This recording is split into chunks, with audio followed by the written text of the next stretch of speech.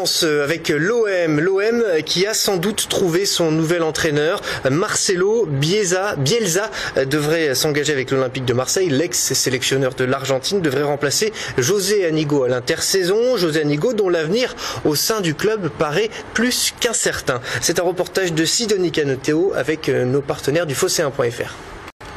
Ce qui n'était qu'une rumeur devient une hypothèse très probable, à tel point que la signature de Marcelo Bielsa à l'OM pourrait intervenir dans les prochaines heures.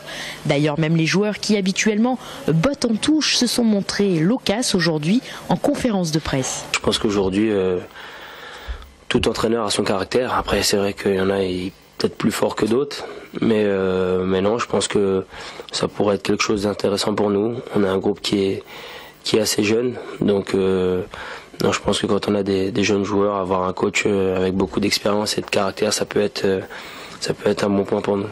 Mais plus qu'un simple entraîneur, Marcelo Bielsa, c'est un manager à part entière, un homme de caractère qui choisit lui-même les joueurs qu'il veut recruter. Dans ce cas de figure, plus besoin de directeur sportif et l'avenir de José Anigo à l'OM apparaît plus qu'incertain. Donc moi personnellement, je sais aujourd'hui que j'aime ce club, j'y suis. Est-ce que j'y serai bien? J'en sais rien. Est-ce que j'y serai plus? J'en sais rien. Moi, je sais ce que je veux faire, mais je ne voulais pas vous le dire aujourd'hui. Et votre président le sait, lui? Mon président? Ce que vous voulez faire? Mais non, mais mon président, si je vous dis qu'il n'y a que moi qui le sais, ma famille. José Anigo, qui a toujours affirmé qu'il avait repris les rênes de l'équipe à contre-cœur, pourrait donc en faire les frais. Avec l'arrivée de Marcelo Bielsa, c'est peut-être une nouvelle ère qui s'ouvre à l'OM.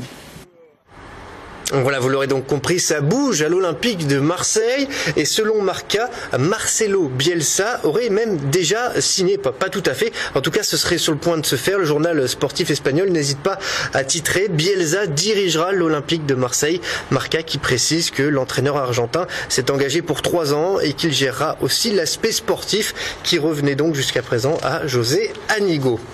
On s'intéresse à présent à la Ligue 2, ça y est, c'est fait, le Nîmes Olympique a un nouveau président. Jean-Marc Conrad est l'ancien homme fort d'Arles Avignon.